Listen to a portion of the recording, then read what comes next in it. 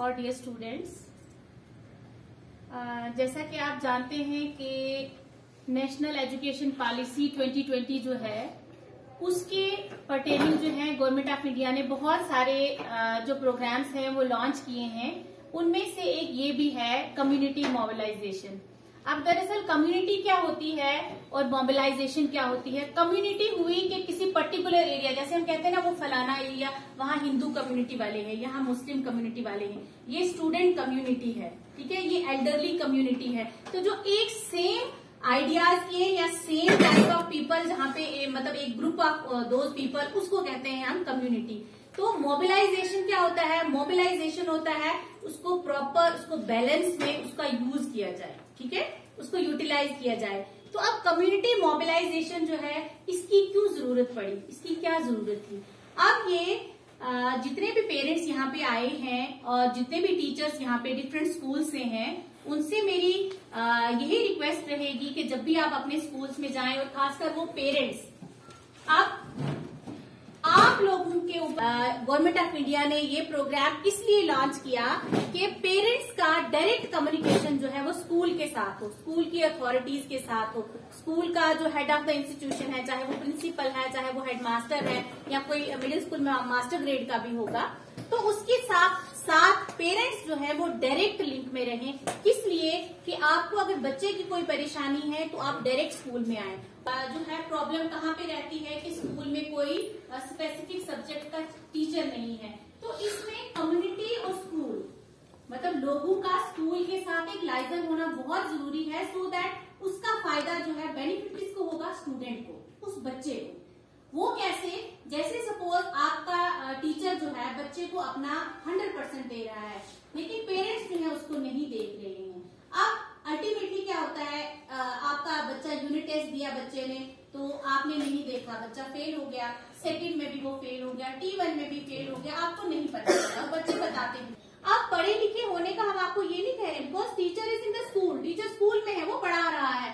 अब आपकी रिस्पॉन्सिबिलिटी क्या है कि अगर आपका बच्चा नहीं पढ़ रहा है, एटलीस्ट आप महीने में एक बार, ज्यादा तो नहीं मैं कहूंगी, एक बार अपना काम करके अब जैसे 8 से 9 से 3 है स्कूल की टाइमिंग, किसी वक्त भी आप आए, आप प्रिंसिपल को मिले और बच्चे की सब्जेक्ट टीचर को मिले कि उसको बताएं कि हमारा बच्चा जो है घर में नहीं पढ़ता है, या इसके मार्क्स कम आए हैं, या इसके कोई और प्रॉब्लम है, वो आप हेड ऑफ द इंस्टीट्यूशन के साथ डिस्कस, तो आपको ये पता चलेगा कि आपका बच्चा क्यों पीछे जा रहा है या क्या वजह है। और अगर वहाँ पे किसी भी, मैं अपने पर्टिकुलर स्कूल की बात नहीं कर रही हूँ, किसी भी स्कूल में अगर बच्चे में कमी है तो हमें ये आइडेंटिफाई करना है कि बच्चे की जो है उसमें लर्निंग कैपेसिटी कम है या टीचर की टीचिंग क्यों की है, सिर्फ और सिर्फ बच्चे के लिए, क्योंकि बच्चे का स्टैंडर्ड जो है दिन ब दिन जो है वो नीचे आता है, तो बच्चा जो है 100% अपना नहीं कर सकता है। अब आप जैसे वो टीचर इतनी सैलरी ले रहा है, तो आपका फर्ज है कि आपको ये देखना है कि भाई मेरा बच्चा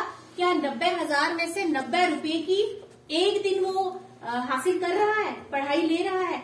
आप देखो स्कूल में स्कॉलरशिप्स फ्री हैं, आप गवर्नमेंट किसी को गरीब भी रहने नहीं देती। बीपीएल बच्चे हैं, बीपीएल में बच्चे आते हैं और थोड़ा उनका जो है पढ़ाई का स्टैंडर्ड भी ठीक होता है, उस बच्चे को 5,000 मिलता है जब वो बच्चा 12th पास करता है।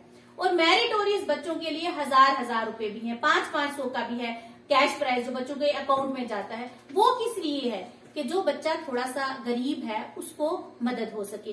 तो ये कम्युनिटी का स्कूल के साथ जब तक लाइजन नहीं रहेगा, आप लोगों को इन चीजों का पता ही नहीं चलेगा, क्योंकि बहुत सारे पेरेंट्स ऐसे होंगे जिनको पता ही नहीं होगा कि स्कॉलरशिप भी कोई चीज है, स्कॉलरशिप्स भी मिलते हैं बच्चों को, ठीक है। कई बार हम बुक्स भी प्रोवाइड करते हैं, कई बार हम बच्चों को स्वेटरें प्रोवाइड करते हैं। तो उससे क्या है, अगर आपके लेवल पे कोई कमी है तो आप हमसे डायरेक्ट राब्ते में आएंगे, और हमारे स्कूल में अगर किसी चीज की कमी इंफ्रास्ट्रक्चर की है तो हम लोग मिलके हम देखेंगे कि किस चीज की कमी है, कहाँ पे कौन सी चीज हमें चाहिए, कहाँ पे हम टीचर मीट में आया होगा। तो मैंने वहां भी यही बात कही थी।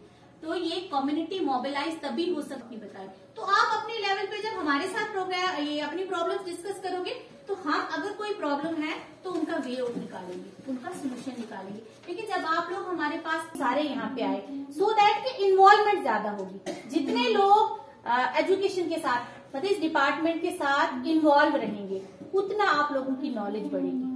समझ आई आपको?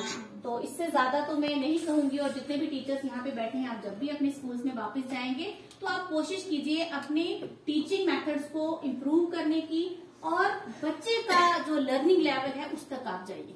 जो बच्चा 8th में जिसको बुक पढ़नी नहीं आती है उसको आप फर्स्ट से ही करवाइए, क्योंकि मुझे नहीं लगता कि हमें किसी चीज की कमी है। तो ये हमें हमेशा जो है गॉड का थैंकफुल रहना चाहिए, because so many people are without jobs. तो उनके लिए इस वक्त मतलब they are living hand to mouth. तो हम पे अल्लाह का बहुत करम है कि अगर हमें इतनी सैलरी है, हम भी अपनी उस सैलरी को जो है जायज करें। और पेरेंट्स को जो है मेरी ये रिक्वेस्ट रहेगी कि आप स्कूल के साथ लिंक्ड रहें और अपने बच्चों के ऊपर नजर रखें कि हमारे बच्चे क्या पढ़ रहे हैं, हमारे बच्चे क्या कर रहे हैं। तो इसी तरह से फिर कम्युनिटी जो है मोबिलाइज इसी तरह से। स्कूल में मुझे टीचर देख रहा है तो घर में मुझे पेरेंट देख रहा है, तो वो जो है बच्चा वो अपना टाइम जो है वो प्रॉपर यूटिलाइज करेगा। तो आप भी आइडेंटिफाई कीजिए अपने जो बच्चों में अगर वीकनेसेस हैं, आप स्कूल में देखिए कि आपको स्कूल में अगर आपको लगता है कि आपके बच्चे के लिए कोई एक्स्ट्रा चीज, यहाँ पे कोई एक्स्ट्रा फैसिलिटी चाहिए, तो आप डायरेक्टली मुझे, मेरे सारे ग्रुप्स में मेरा फोन नंबर है, तो आप डायरेक्टली मुझे कॉन्टैक्ट कीजिए। ठीक है। होप के नेक्स्ट टाइम जब हमारी मीटिंग हो तो मैक्सिमम जो नंबर ऑफ पेरेंट्स हैं यहाँ पे हों, और इसमें आप फुली इन्वॉल्व होने चाहिए ताकि आप ही के बच्चे इससे आगे आए। ठीक है। बहुत बहुत शुक्रिया।